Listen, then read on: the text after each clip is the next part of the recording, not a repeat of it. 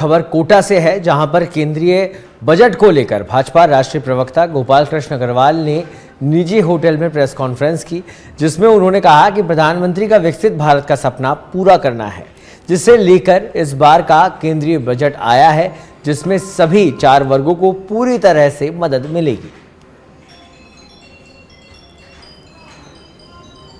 ये जो विकसित भारत की प्रधानमंत्री जी की परिकल्पना है, उसको मूर्त रूप देने के लिए आधारभूत बजट ये आया है 2025 का, जिसमें सभी 4 प्रमुख वर्गों को सहायता देने का सरकार ने प्रण किया है, जिसमें अन्नदाता, किसान, युवा, गरीब और नारी शक्ति महत्वपूर्ण तरीके से उनका ध्यान रखा गया है।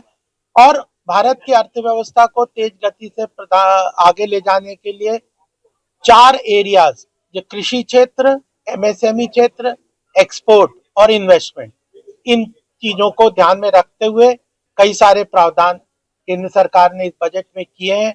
250 से ऊपर प्रोविजंस हैं। और सबसे महत्वपूर्ण बात है कि टैक्सेशन में मध्यम आय वर्ग की जो बहुत दिनों से डिमांड थी, टैक्स पेयर्स को जो लाभ देने की बात थी, उसमें 12 लाख तक के जो इनकम है उनको 0 टैक्स है, और सैलरी अगर क्लास में है तो उसे 12,75,000 तक की उसकी इनकम पे 0 टैक्स है। स्लैब भी कम किए। एमएसएमई सेक्टर को चाहे लोन के रूप में, क्रेडिट गारंटी के रूप में, और कई डीक्रिमिनलाइजेशन यानी हैरासमेंट और रेगुलेशन को सिंप्लीफाई करना, ट्रांसपेरेंट करना, इन सब के ऊपर सरकार ने बहुत काम किया है। जालौर के बागोड़ा में स्वच्छ भारत कार्यक्रम को लेकर प्रचार प्रसार किया जा रहा है। ग्राम पंचायत प्रशासन लाखों रुपए के खर्च कर लोगों को जागरूक कर रहा है, लेकिन खुद इसको लेकर उदासीन ही है। इसके चलते कस्बे का एकमात्र सार्वजनिक शौचालय अपनी दुर्दशा पर आंसू बहा रहा है। इसकी देखरेख और नियमित सफाई नहीं करने से यह गंदगी से अटा हुआ है, लेकिन पंचायत प्रशासन कोई ध्यान नहीं दे रहा है।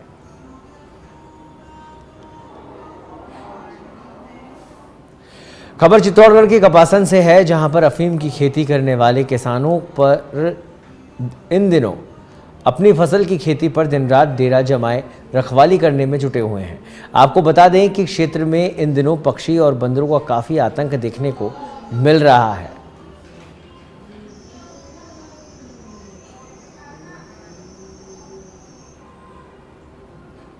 राजस्थान सरकार की निःशुल्क दवा योजना की गुणवत्ता सुनिश्चित करने के उद्देश्य से Rajasthan medical services corporation limited की टीम हिमाचल प्रदेश पहुंची और बद्दी स्थित दवा कंपनियों का निरीक्षण किया। यह निरीक्षण RMSCL की प्रबंध निदेशक नेहा गिरी के निर्देशन में किया गया।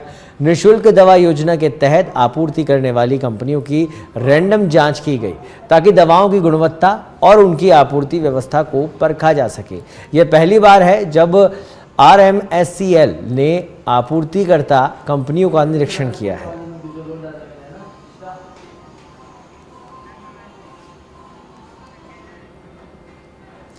राजस्थान की राजधानी जयपुर में पहली बार आईफा अवार्ड होने से पर्यटन विभाग तैयारियों में जुटा है। आपको बता दें कि 3 दिवसीय आयोजन में बॉलीवुड, हॉलीवुड के दिग्गज सेलिब्रिटीज आईफा अवार्ड में शिरकत करेंगे। आईफा समारोह 7 से 9 मार्च को JECC सेंटर में होगा, जहां हजारों की संख्या में दर्शक पहुंचेंगे। आईफा अवार्ड के होने से राजस्थान के फिल्म टूरिज्म को भी बढ़ावा मिलेगा। ये खास रिपोर्ट देखिए।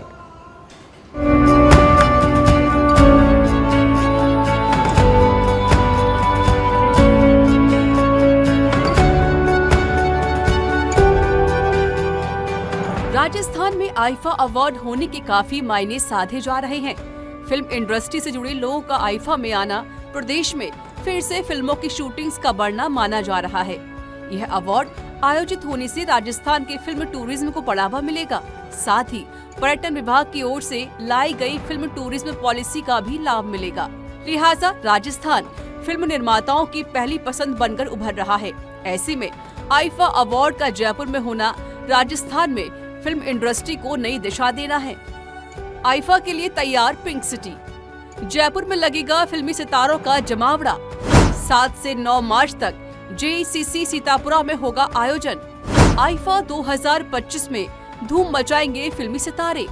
देश विदेश से आएंगे 15,000 से ज्यादा मेहमान। शाहरुख खान, करीना कपूर, शाहिद कपूर, माधुरी दीक्षित, नोरा फतेही, कार्तिक आर्यन, करण जौहर, श्रेया घोषाल, सलीम सुलेमान, कृति सेनन, रेखा, रणवीर कपूर करेंगे परफॉर्म। 4,000 से लेकर 1.5 लाख रुपए तक टिकट की कीमत। वीवीआईपी पास की कीमत 8 लाख रुपए तक। डिस्ट्रिक्ट ऐप के जरिए खरीदे जा सकेंगे टिकट। राजस्थान पर्यटन सचिव रवि जैन ने बताया कि पर्यटन विभाग की ओर से तैयारियां अंतिम दौर में हैं। आईफा को लेकर लगातार अधिकारियों के साथ बैठकों का दौर जारी है। पर्यटन सचिव ने बताया कि विभाग की कोशिश है कि आईफा अवार्ड के होने से राजस्थान में फिल्म टूरिज्म को बढ़ावा मिल सकेगा। साथ ही राजस्थान की इकोनॉमी में भी फिल्म टूरिज्म अहम भूमिका निभाएगा। 3 दिन चलने वाले इस इवेंट में सेलिब्रिटीज जयपुर पहुंचेंगे, स्पेशल परफॉर्मेंस देंगे और साथ ही जयपुर का भ्रमण भी करेंगे। अवार्ड समारोह का आयोजन JCC सीतापुरा में होने जा रहा है। सभी तैयारियां पूरी हो चुकी हैं। आईफा अवार्ड होने से फिल्म टूरिज्म को बढ़ावा मिलेगा। इसके अलावा प्रदेश में रोजगार बढ़ेगा। साथ ही राजस्थान भी फिल्म सिटी के तौर पर उभरेगा।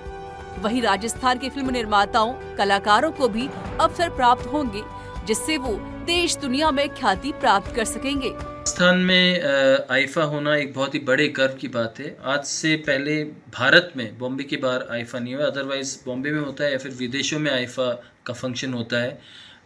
हाल ही में अबू धाबी में हुआ था और अगला जो मार्च में आने वाला आईफा का फंक्शन है वो जयपुर में होने जा रहा है। ये हम सब के लिए एक बड़े गर्व की बात तो है ही, एक अपॉर्चुनिटी भी है, ख़ास तौर से पर्यटन क्षेत्र के लिए जब आईफा फंक्शन यहाँ पर आयोजित होगा। और ख़ास बात ये भी है कि आईफा का 25वां साल है। सो एक 25वां सेलिब्रेशन होने के कारण से जो भी फंक्शंस होंगे वो एक यूनिक फंक्शंस होंगे और बड़ी बड़ी देश विदेश से जो भी बॉलीवुड के या दूसरे क्षेत्रीय फिल्मों के कलाकार